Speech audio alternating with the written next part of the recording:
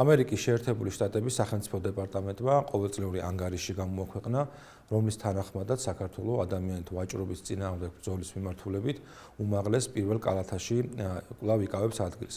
აღსანიშნავია, რომ საქართველოს ბოლო 10 წელია პირველ კალათაში იმყოფება ტრაფიკინგის წინააღმდეგ ბრძოლის მიმართულებით.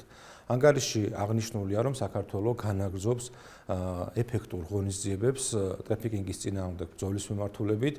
დადებითად არის შეფასებული საკანონმდებლო ბაზა და ის სასჯელები, რაც მსგავსი ტიპის დანაშაულისთვის არის გათვალისწინებული, ასევე წარმატებით შეფასდა ის მობილური ჯგუფები, რომლებიც სხვადასხვა რისკ ჯგუფებთან მიმართებაში მოქმედებენ და პერიოდულად ხდება გადამოწვევა ისეთი ადგილები, სადაც შესაძლოა არსებობდეს რისკი ადამიანთა ვაჭრობის. გარდა ამისა, ანგარიში დადებითად არის შეფასებული ის განგრძობითი რეფორმები, რაც დაკავშირებულია თანამშრომელთა გადამზადებასთან, კვალიფიკაციის ამაღლებასთან, ასევე საერთაშორისო თანამშრომლობასთან. ანგარიში ასევე შეიცავს ცალკეულ რეკომენდაციებს ჩვენი საქმიანობის გაუმჯობესების მიმართულებით.